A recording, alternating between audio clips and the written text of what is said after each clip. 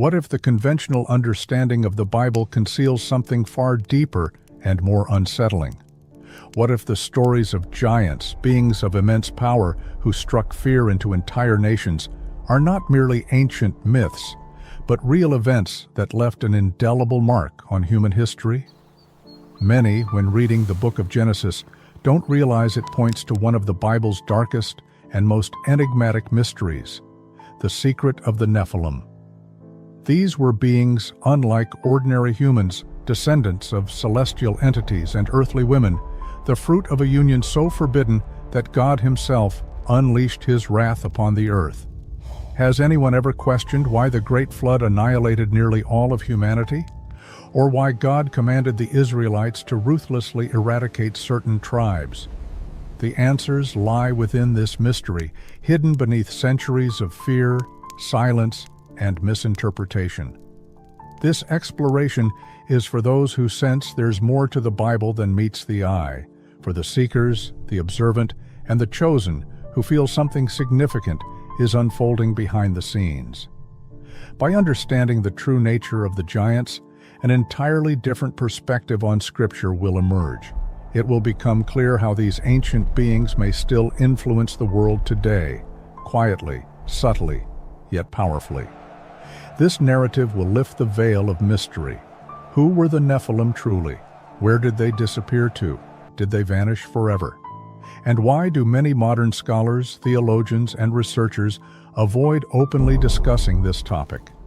By tracing the presence of the Nephilim from Genesis to Revelation, examining archaeological findings, prophetic connections, and esoteric texts, a truth will be uncovered that can explain why the end times are unfolding as they are. A truth that could forever change our perception of contemporary spiritual battles. Perhaps the Nephilim are not merely a warning from the past, but a key to understanding the future. The true history of giants in the Bible. The dark secret of the Nephilim. Deep within ancient scriptures lies a passage that continues to stir the minds of scholars, mystics, and those who seek hidden truths. A verse so brief yet so profound in its implications, it echoes through millennia. Genesis chapter 6 verse 4 states, "There were giants in the earth in those days, and also after that, when the sons of God came in unto the daughters of men, and they bare children to them, the same became mighty men which were of old, men of renown." But what does this truly mean? What secret is buried within this verse that has spawned endless debate and mystery? The giants, known as Nephilim, were not simply large people or legendary warriors. The original Hebrew word Nephilim can be interpreted as the fallen ones, or those who fell. This alone raises unsettling questions. Who exactly fell, and from where? This is not merely ancient poetry or vague symbolism. The text points to a literal descent, an unnatural union between celestial beings and earthly women. The sons of God, as narrated in these lines, were considered by many ancient theologians and biblical scholars to be fallen angels, celestial beings who dared to violate divine order and commit the unthinkable. They abandoned their heavenly abodes not only in spiritual form, but also took on physical bodies, appearing in the world of humans and taking the daughters of men as wives. From this union came a race of giants, distinguished not only by their colossal stature, but also by their immense strength, influence, and notorious reputation. Scripture refers to these offspring as mighty men which were of old, men of renown. What kind of beings earned such grand titles that even sacred texts, not prone to praising the wicked, acknowledge their greatness? Were they the legendary demigods of ancient myths? Or were they the first tyrants whose physical might enslaved the earth? Is it possible that echoes of their existence reached us not only through the pages of the Bible, but also found reflection in the traditions of other ancient cultures? Giants, titans, heroes with divine blood. Did this moment, described in Genesis, mark the beginning of humanity's deviation from God's intended path? Or was it a veiled warning about forces that once intervened in human destiny? If angels truly abandoned their celestial posts, as stated in Jude chapter 1 verse 6, and the angels which kept not their first estate, but left their own habitation, he hath reserved in everlasting chains under darkness unto the judgment of the great day. Then this story is not merely about giants. It is a narrative of cosmic rebellion, a fall that not only shook the heavens, but also altered the course of earthly history. So the question remains, were the Nephilim merely a metaphor, a symbol of a corrupted generation?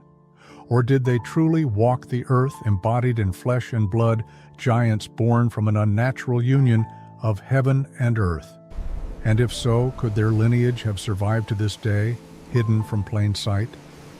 Now it becomes clear why this dark secret of the Nephilim refuses to fade into the past. Now close your eyes and imagine a world plunged into chaos, a planet whose inhabitants had not merely stumbled, but had fallen into an abyss of darkness.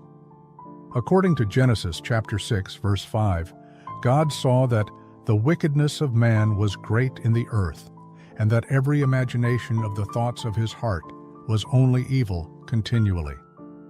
This was not a casual transgression or a fleeting rebellion. It was a total spiritual collapse. Humanity's heart had become a breeding ground for vice, fueled by an alien force, something not of this world.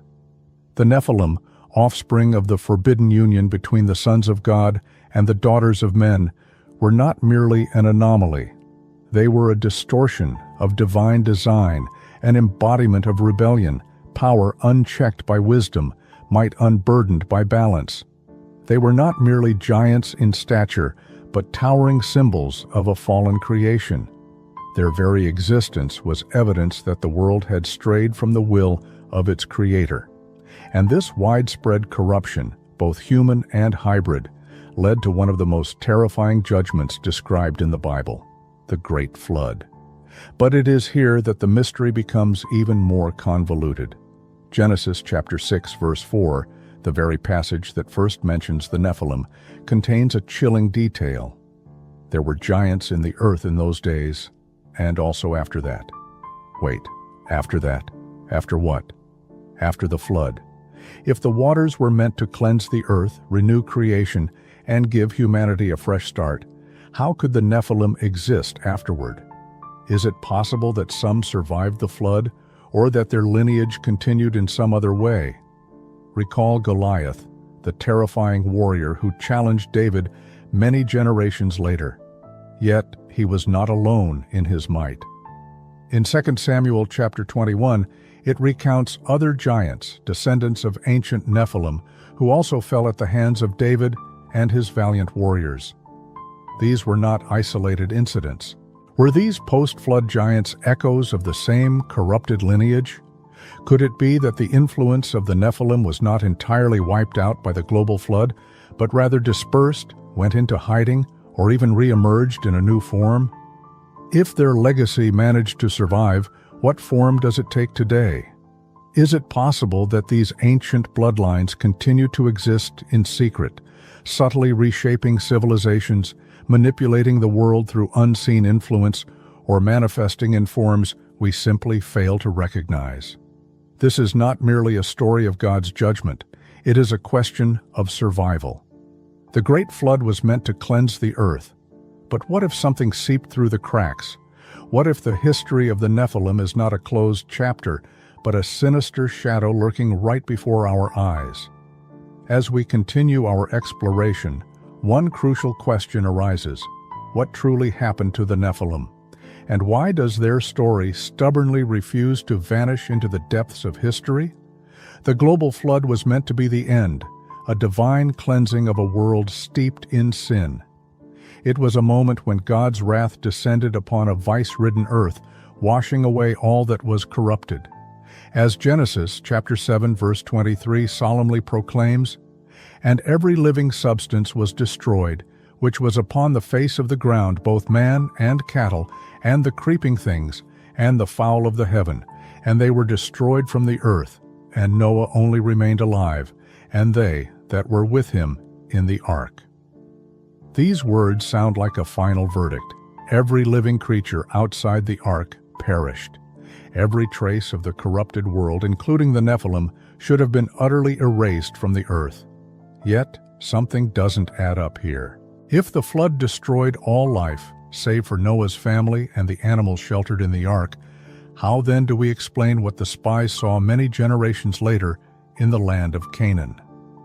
In Numbers chapter 13, verse 33, they describe a terrifying sight. And there we saw the giants, the sons of Anak, which come of the giants, and we were in our own sight as grasshoppers, and so we were in their sight. Their words were not merely a metaphor, they were gripped by panicked terror, feeling utterly insignificant compared to these towering figures, descendants of the very giants the flood was supposed to have annihilated. How could this have happened? Could the Nephilim have inexplicably survived the flood? Or is there an even more unsettling explanation? Could their lineage have been revived through some hidden path not described in the sacred text of Genesis? Some scholars suggest that fallen angels might have descended to earth again after the flood, repeating their rebellious act. Others believe that the corruption had permeated so deeply into certain bloodlines that it was able to re-emerge through one of Noah's descendants. After all, Noah's sons, Shem, Ham, and Japheth, were the progenitors of the new world after the flood. Could the lineage of Ham, particularly through his son Canaan, have retained a shadow of that ancient defilement? This theory gains further traction when we turn to Deuteronomy chapter 3, verse 11, which speaks of Og, king of Bashan. For only Og, king of Bashan, remained of the remnant of giants. Behold, his bedstead was a bedstead of iron. Is it not in Rabbath of the children of Ammon? 9 cubits was the length thereof, and 4 cubits the breadth of it, after the cubit of a man. Og was no mythical figure. His iron bedstead, reputedly over 13 feet long, and his rule over a region known for its fortified cities and monstrous inhabitants, confirm his reality. Is it possible that the land promised to the Israelites was not merely rich and fertile, but also teeming with the remnants of an ancient and forbidden race? Thus, the narrative of the Nephilim does not conclude with the great flood. It finds its continuation, skillfully veiled between the lines of sacred texts, awaiting its unveiling. Perhaps these giants were placed in the promised land as a final test of faith. Or did they serve as proof that the spiritual conflict, ignited even before the flood, had merely transformed, taking on different forms? And a pertinent question arises. If the giants were reborn, is it possible that their legacy still exists today, cleverly disguised, hidden from view, yet never truly vanished? An ancient yet unsettling hypothesis continues to haunt biblical history. This theory links the reappearance of giants after the flood to the genealogy of Ham, one of Noah's sons. Despite the flood being intended to eradicate the corruption of the Nephilim, is it possible that this darkness managed to revive itself, hidden within human bloodlines? Ham's descendants, particularly the Canaanites, settled lands rife with supernatural resistance. But how could this corruption have returned if the earth had been cleansed? Deuteronomy chapter 2, verses 10 through 11, reveals a terrifying disclosure. The Emims dwelt therein in times past, a people great, and many, and tall, as the Anakims, which also were accounted giants, as the Anakims. These were not just large individuals. These were entire tribes, powerful and numerous, renowned for their terrifying strength and imposing presence. Is it possible that the judgment of the flood was not merely the destruction of physical beings, but rather a containment of spiritual defilement that found new ways to infiltrate the world? And if so, how did it manage to re-emerge? Consider this. When Israel approached the Promised Land, the divine inheritance promised to Abraham's descendants, they encountered more than just political resistance. They faced entire nations of giants. These were not isolated monsters, but organized peoples, the Rephaim, the Emim, the Zamzumim, and the infamous Anakim. According to Joshua chapter 11, verses 21 and 22, Joshua cut off the Anakims from the mountains. Joshua destroyed them utterly with their cities. Why did God command such total annihilation? What kind of people were these, whose very existence defied God's design? The answer may lie not only in their stature, but also in their spiritual origin. These tribes were not merely tall warriors.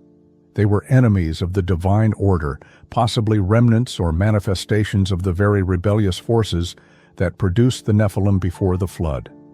Their very presence on the land posed a threat not only to Israel's physical security, but to the purity of God's covenant itself. The scouts sent by Moses in Numbers chapter 13, verse 28, reported not only of large cities. They spoke of cities walled and very great. These were not ordinary settlements, but fortresses, strategically important and well defended. The giants did not inhabit deserts or barren lands. They occupied regions like Bashan, Canaan, and the mountainous strongholds of Judah and Israel. These locations were of key importance, not only geographically, but also spiritually. Is it possible that these tribes were intentionally placed there to block the Israelites' path to their divine inheritance? One of the most formidable among them was Og, king of Bashan, mentioned in Deuteronomy chapter 3, verse 11. His iron bedstead was over 4 meters long, serving as vivid proof of his monstrous nature. But beyond his physical appearance, Og represented a spiritual opposition to God's unfolding plan. Otherwise, why would Scripture describe his dimensions and dominion in such detail? So the question logically arises, were these giants merely enemies of flesh and blood, or did they represent a deeper opposition to divine will? It's possible that the spiritual battle unfolding around the Promised Land had much older roots, stemming from a rebellion that began even before the global flood. And if these giants spread throughout the ancient world, seizing strategically important territories and erecting powerful fortresses, were they not part of a secret design, a last desperate attempt by fallen forces to prevent the fulfillment of God's covenant? And even more importantly, is their presence in history a warning that a once banished evil might rise again? Ancient texts do not merely narrate wars. They unveil a deeper, more comprehensive conflict that transcends battles of swords and war cries. Biblical accounts of giants, especially those who opposed Israel, speak not only of their immense stature and strength. They speak of fear, of a profound and chilling terror that made even the bravest hearts falter. But more importantly, they bear witness to a spiritual war. Every confrontation between God's people and these towering adversaries was not merely a clash of nations. It was a spiritual affirmation that God, not the giants, would rule the earth. And at the heart of this resistance stood a figure both monstrous and mysterious, Og, king of Bashan. Among all the giants mentioned in Scripture, Og is arguably the most legendary. His very name carries the weight not only of a king, but of the last visible representative of a once dominant and terrifying race. Deuteronomy chapter 3, verse 11 offers a striking detail. For only Og, king of Bashan, remained of the remnant of giants. Behold, his bedstead was a bedstead of iron. Is it not in Rabbath of the children of Ammon? 9 cubits was the length thereof, and 4 cubits the breadth of it, after the cubit of a man. In modern measurements, this is approximately 4.1 meters, about 13.5 feet long, and 1.83 meters, about 6 feet, wide. Just imagine a person who would need a bed of that size. This was no ordinary warrior. His mere stature would have been enough to paralyze most people with fear. But Og's power extended far beyond his physical size.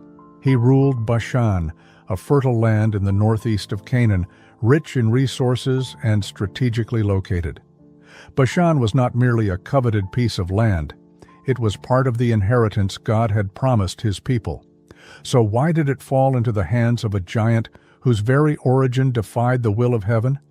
Was it an accident? Or was Og the last gatekeeper placed by unseen forces to hinder the fulfillment of God's covenant. Joshua chapter 12, verses 4 through 6, informs us that Og, king of Bashan, who was of the remnant of the giants, was defeated in battle, and his territory was given to the people of Israel. His fall was not merely a military success, it was the collapse of ancient resistance. It was the moment when a towering stronghold of spiritual rebellion crumbled under the force of divine promise. But why does Scripture pay such close attention to this particular king? Why is his iron bedstead recorded for generations to remember? Because Og was not just another enemy. He was the embodiment of everything that opposed God's plan. His kingdom, his stature, his strength, and his dominion, all were part of a history much older than his own life. He was a symbol of the persistent defiance of the Nephilim lineage, a reminder that the spiritual corruption that began before the global flood found a new foothold in the post-flood world. The defeat of Og marked not merely the end of a battle. It became a spiritual triumph, an affirmation that, regardless of the height of defensive walls, the enemy's might, or the antiquity of the opposition, nothing could obstruct God's covenant. Isn't it striking that giants invariably emerged at the crossroads of promise and its fulfillment? That they appeared just before Israel was to inherit something sacred? Is it possible that the giants, and Og in particular, were not just physical obstacles, but spiritual tests? Challenges designed to ascertain whether God's people truly believed in the power of His Word. In Og, we see not merely a giant of flesh and blood, we behold the last echo of a fallen lineage and the visible embodiment of an invisible rebellion. And in his downfall, we discern the eternal truth that God's promises cannot be thwarted, not by humans, nor by giants, nor even by forces that once attempted to rewrite creation itself. Yet, even after Og's impressive defeat, the narrative of giants in the Bible does not fade into legend. Instead, it re-emerges at one of the most significant moments in Israel's history, when a shepherd confronted a living mountain of flesh and steel. This episode was not merely a clash between two individuals. It was a confrontation between divine destiny and audacious power. In 1 Samuel chapter 17, verse 4, we encounter one of the most famous figures in biblical narrative. And there went out a champion out of the camp of the Philistines named Goliath of Gath, whose height was 6 cubits and a span. This means Goliath stood approximately 9.5 feet, or about 3 meters, tall, a colossal force whose mere presence struck terror into the Israelite army. He was more than just a warrior. He was a symbol of fear, a living monument to an ancient power that once sought to dominate the earth. Yet Goliath was not the sole representative of his kind. According to 2 Samuel chapter 21, verses 15 through 22, he had brothers, also giants, who likewise rose against Israel after his fall. One of them was so unusual in appearance that Scripture specifically notes, "He had on every hand 6 fingers, and on every foot 6 toes, 24 in number." This strange characteristic hints at something more than a mere human mutation, perhaps a remnant of the very corrupted bloodline that had plagued Israel for generations. Could this have been another thread connecting them to the Nephilim, those mighty men of old whose defiance of God's order once led to the global flood? However, the confrontation between David and Goliath was not solely about brute force. David was not an experienced warrior. He was a shepherd, young, inexperienced, and armed only with a sling, 5 smooth stones, and unwavering faith. While the entire army trembled before Goliath, David stepped forward, declaring in 1 Samuel chapter 17, verse 45, "Thou comest to me with a sword, and with a spear, and with a shield, but I come to thee in the name of the Lord of hosts." What gave David such courage? Was it mere audacity, or a divine endowment of strength? With 1 stone, David brought down the giant, not by strength but by faith.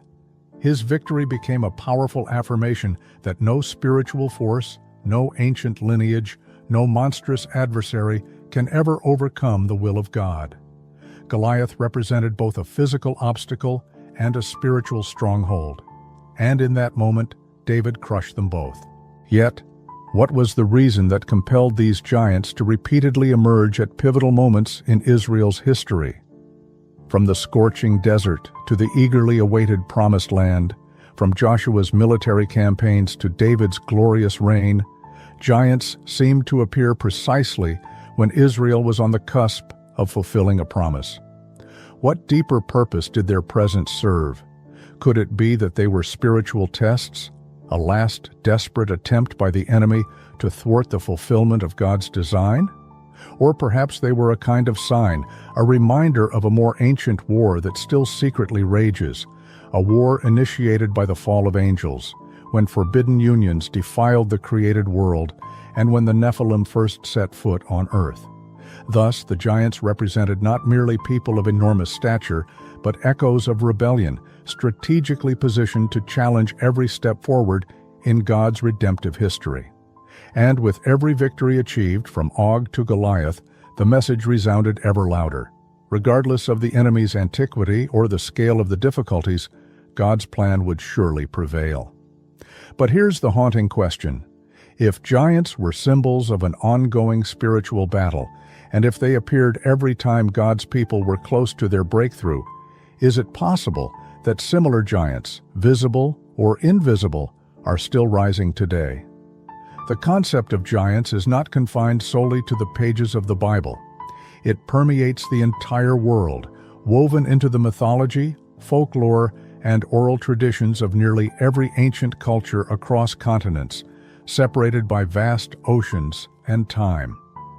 Diverse civilizations spoke of colossal beings towering over humans, possessing immense strength, who once walked the earth and influenced the destinies of humankind.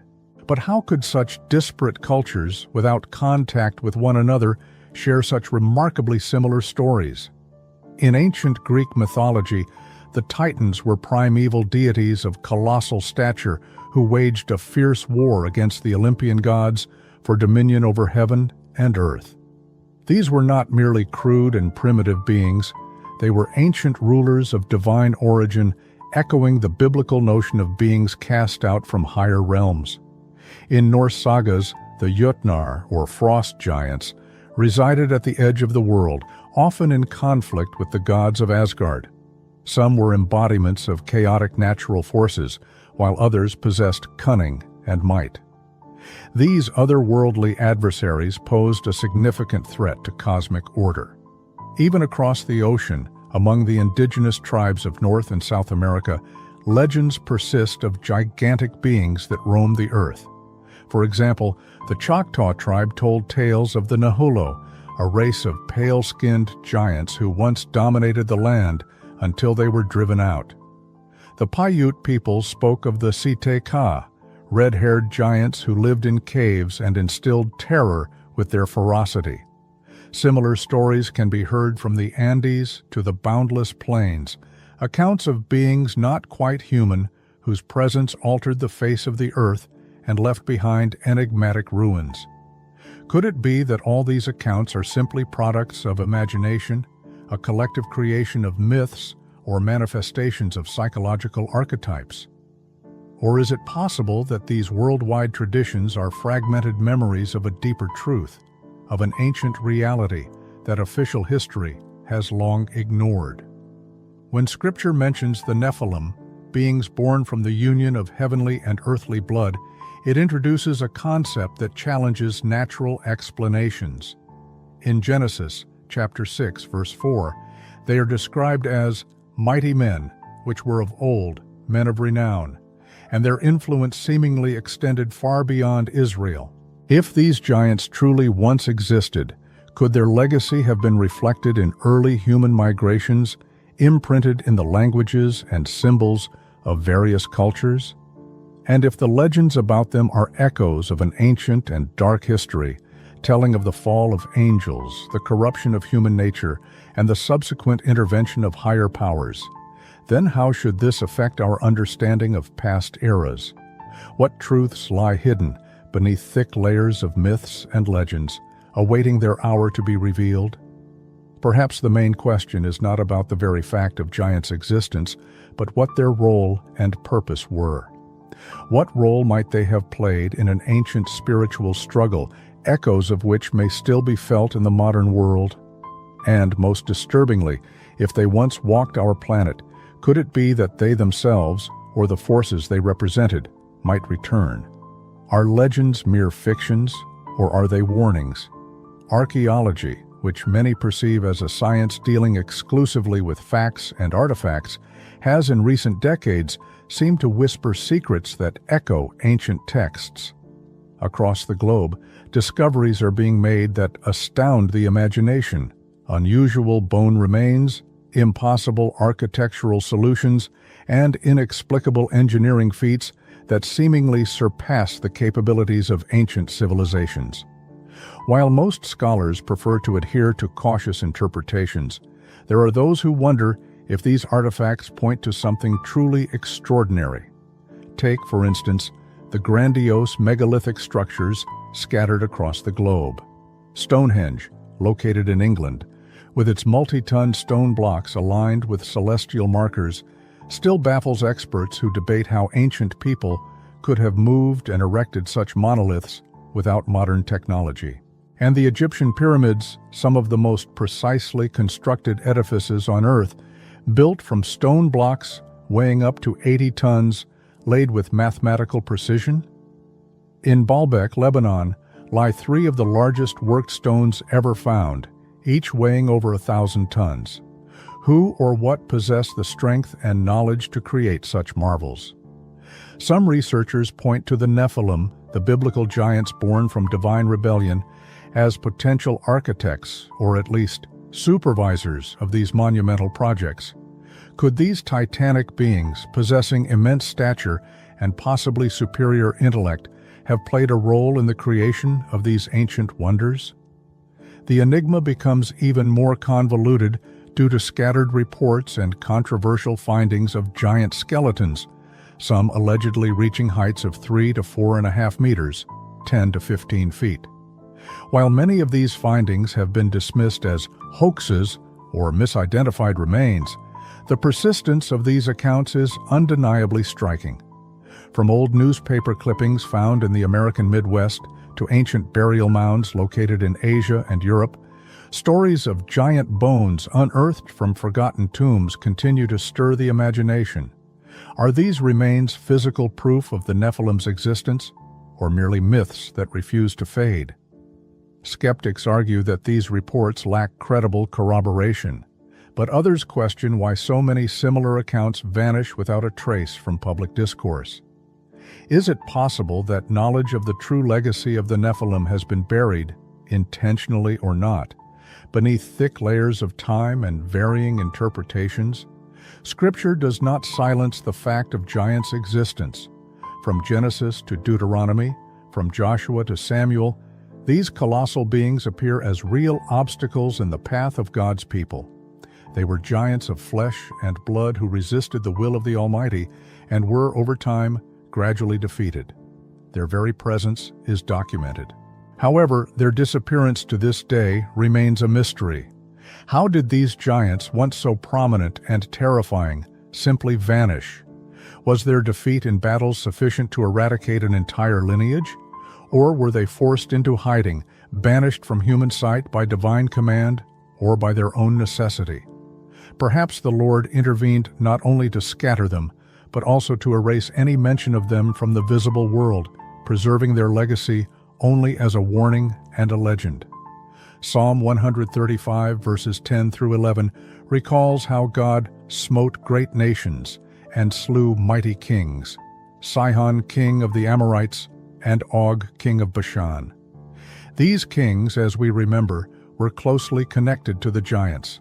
Their defeat was not accidental. It was strategically important, aimed at cleansing not only the land, but also the bloodlines that defied the will of heaven. So, what truly happened to these beings? Were they completely annihilated during Israel's conquest? Did they hide in distant lands or in spiritual dimensions beyond human comprehension? Or can their essence, if not their physical form, still influence the world in ways we are yet to grasp?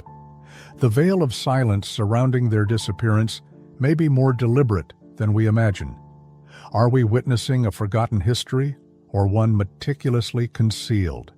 Joshua chapter 11, verses 21 and 22 states with striking clarity that Joshua went at that time and cut off the Anakims from the mountains. Joshua destroyed them utterly with their cities. This was not merely a military campaign, it was a targeted annihilation of a lineage closely intertwined with spiritual corruption.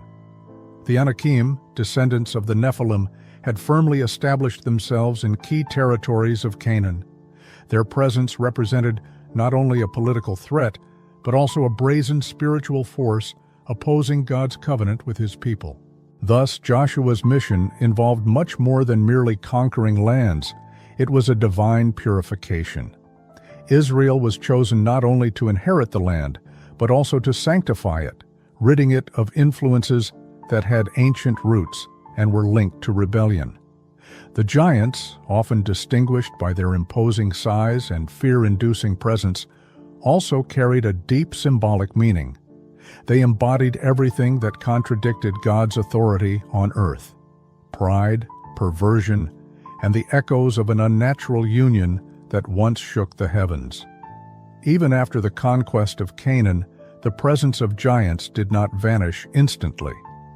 Goliath and his brothers, described in 2 Samuel chapter 21, verses 15 through 22, serve as a reminder that isolated pockets of this lineage still existed, appearing long after the main battles concluded. These encounters point to a persistent resistance that emerged precisely when God's people stood on the threshold of their destiny. However, gradually, over time, biblical mentions of giants became increasingly rare. Their appearances ceased. Their names no longer featured among the threats to Israel. So, what happened? Some believe that the giants were completely exterminated by divine command and as a result of military conquests.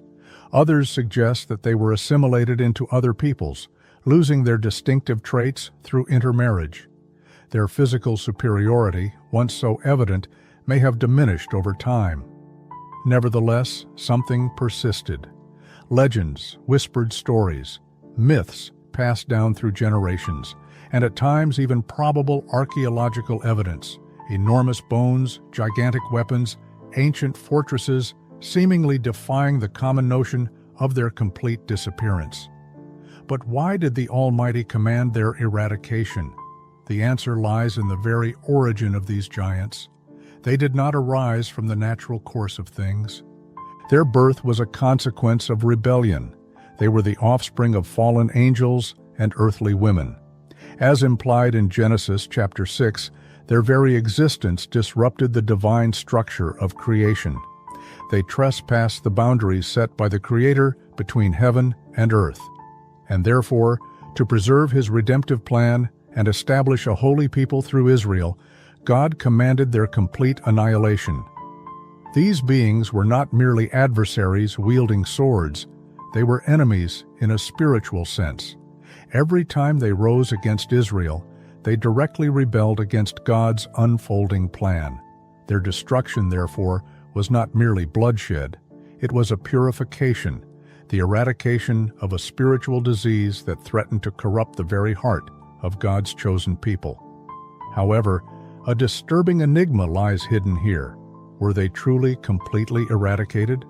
Or did fragments of their legacy survive, lost in remote corners of the earth, concealed beneath the shroud of time and mystery?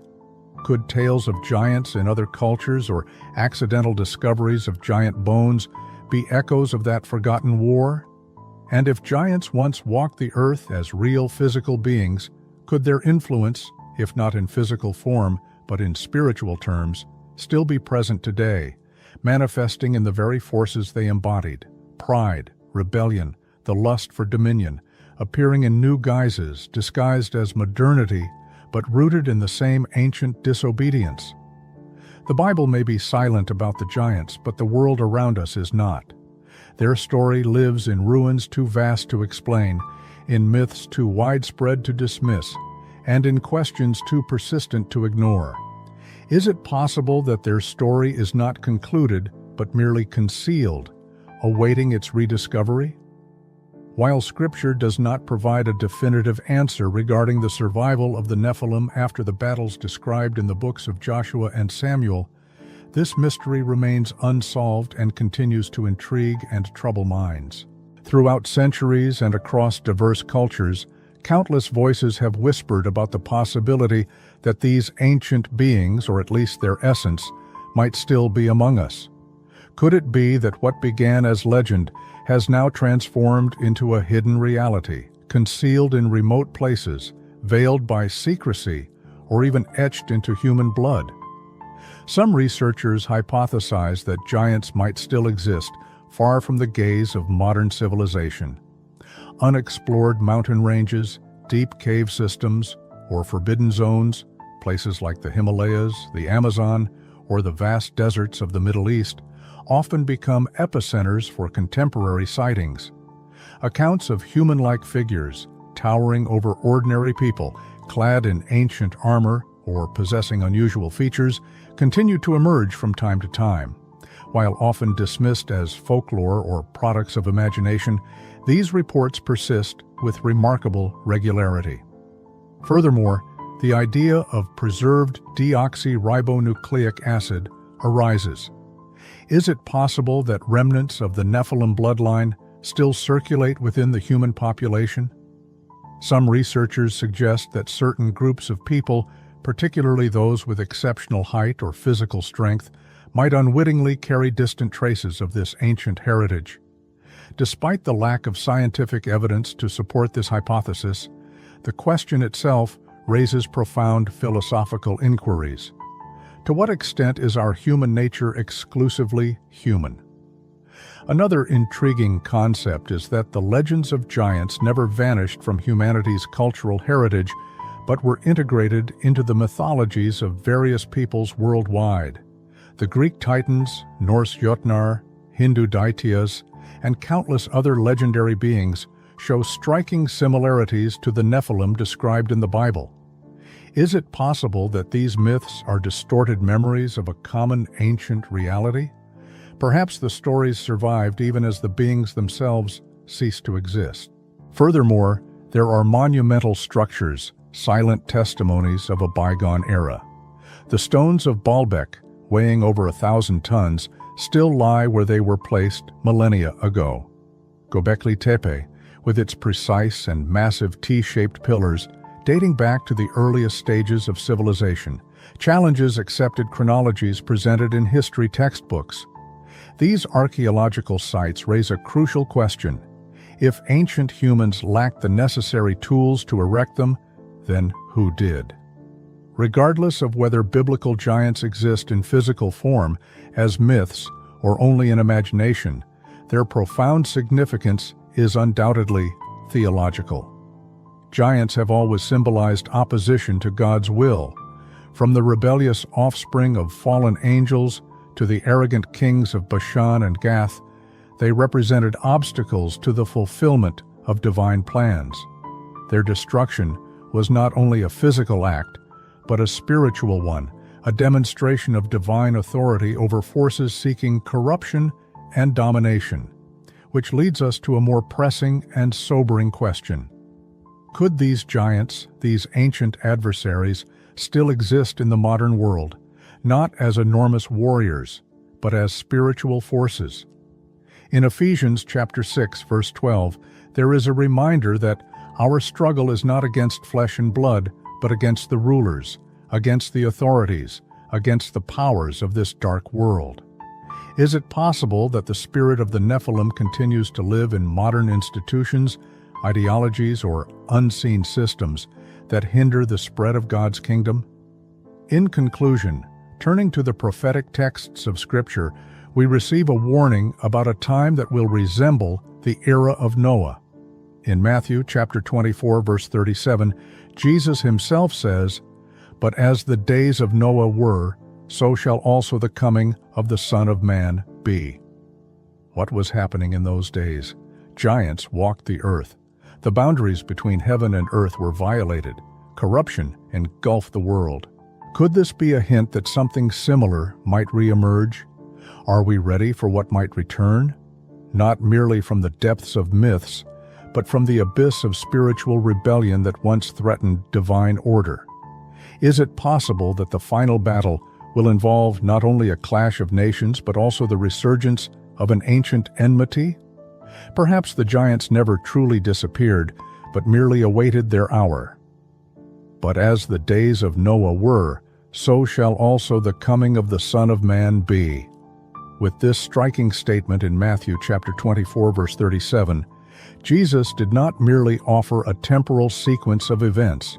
He provided us with a mirror reflection, calling us to remember the ancient world that existed shortly before its demise, a world steeped in vice, where divine ordinances were violated, where evil flourished openly, and where giants, both literally and figuratively, walked among men. Is it possible that Christ was warning us that history would not merely echo, but repeat itself?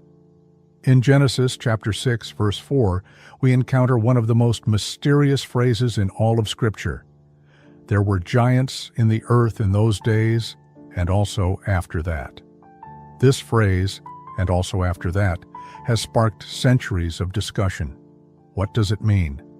Could the unnatural union between the sons of God and the daughters of men have occurred again? The text suggests that something so shocking and spiritually provocative had already happened in the past and might not be limited to it. The Nephilim were not simply natural anomalies. They were the result of rebellion, a forbidden mingling of the heavenly and the earthly, the spiritual and the carnal. Jude, verse 6, speaks of those angels who kept not their first estate, but left their own habitation, and who were subsequently bound in darkness. But did all of them fall simultaneously? Were all of them bound, or did some influence remain hidden, spiritual, deceptive, operating beneath the veneer of human civilization? Now, let us consider modern science. Today, humanity is no longer content with what God has created. Through genetic manipulation, artificial intelligence, and transhumanism, we stand on the brink of reformatting life itself. Could this be a modern parallel to the days of Noah, an era when humans, succumbing to pride, begin to interfere with the very fabric of creation? Could our laboratories become the new altars of rebellion? Some believe that, with sufficient hubris and knowledge, humanity might attempt to recreate the Nephilim, not as a myth, but as an artificially engineered reality. With the deciphering of the human genome and the drive to enhance or alter DNA, the question is no longer whether we can, but whether we should. And if we do, will we not open the same spiritual gates that led to the judgment of the flood? However, the giants of the last days do not always take physical form. They can manifest as ideologies, societal institutions, or spiritual strongholds, forces that grow tall and terrifying, opposing the truth of God's kingdom. These are giants of deception, giants of pride, giants that persuade humanity to forsake God for the illusion of self-made power. Their goal remains unchanged: to corrupt, to subjugate, and to turn the hearts of humanity away from the Creator. Paul reminds us in 2 Corinthians chapter 10, verse 4, that the weapons of our warfare are not carnal but mighty in God for pulling down strongholds. In these last days we may not encounter a Goliath in the flesh, but we will face his spirit, resistance to truth, intimidation of righteousness, and a growing hatred for God's ordinances. So, are we ready for the return of the giants? Not merely as towering figures of antiquity, but as spiritual adversaries with ancient roots. Are we ready to stand firm when the spiritual atmosphere of the world begins to echo the lawlessness of Noah's generation? Will we, like Noah, remain righteous in a world gone mad? Will we, like David, have the courage to confront the giants that rise before us, not with armor, but with faith? The story of the Nephilim may not be over.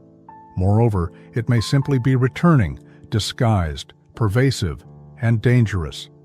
But for those who follow God, the last word is never fear, it is victory. The biblical giants, the Nephilim, the Anakim, and Goliath, represent more than just prominent figures in ancient narratives.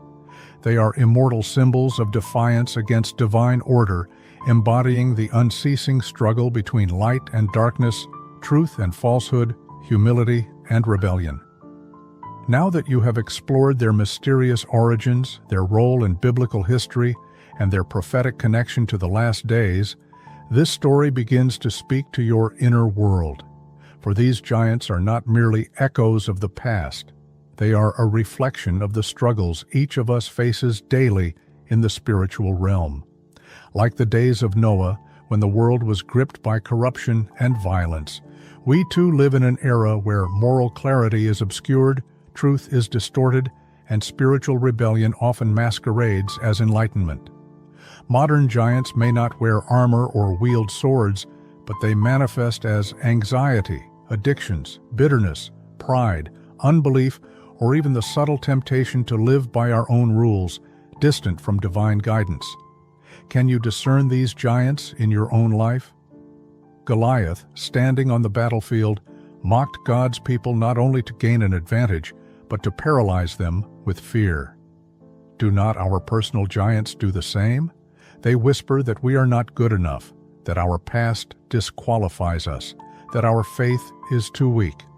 But let us not forget that David was chosen not for his stature or strength, but for his heart, a heart wholly devoted to God. This is the true source of victory. The Lord saveth not with sword and spear, for the battle is the Lord's, as stated in 1 Samuel chapter 17, verse 47. This is not merely a cautionary tale from history, but a call to action. What if you stopped measuring your obstacles by your own strength and started measuring them by the greatness of your God? What if, instead of fleeing from your fears, you boldly confront them, feeling the backing of heaven behind you? Modern giants may appear in a different guise, but their goal remains the same: to prevent you from fully realizing your divine purpose in life. And the way to overcome them also has not changed. It begins with humility, a genuine and complete humility. It is then that the stone flies from the sling, it is then that walls crumble, and it is then that the impossible becomes possible. Therefore, take a moment to reflect. What giants are blocking your path? What lies do you believe that contradict what God says about you? In what battles are you relying solely on your own strength? You are not alone on this battlefield, and no matter how enormous the opposition seems, your God is immeasurably greater. Like David, you are endowed with the power of one who never loses battles, and with him you are more than a conqueror. Are you ready today to meet your giants not with fear, but with faith? Concluding this profound exploration into the true history of giants in the Bible and the secret knowledge of the Nephilim, we must remember that the Bible is not merely a collection of ancient legends. It is a mirror, a warning, and a guide. The giants mentioned in sacred scripture were not just tall beings of flesh and blood. They symbolize powerful forces that rise against God's will. Nevertheless, throughout history, God has always raised up faithful individuals, often the most unexpected, to confront these forces and crush what seemed invincible. Each of us is an integral part of life's continuous narrative. The trials that confront us may not involve weapons and battles, but they equally test our courage, our conviction, and our readiness to follow a higher calling. Like David, we may feel our own insignificance in the face of difficulties. However, it is crucial to remember that David's triumph was not due to his personal might, but to his boundless trust in the omnipotence of the Lord. And that very same power which guided him is available to each of us in this present moment. The giants that emerge in our life's path, be they fear, guilt, or spiritual opposition, will inevitably fall if we stand unshakable in God's truth. So, who acts as your personal Goliath today? And even more significantly, are you ready to face him head-on, recognizing that the God who once parted the Red Sea and subdued giants is still by your side, supporting and guiding you every step of the way?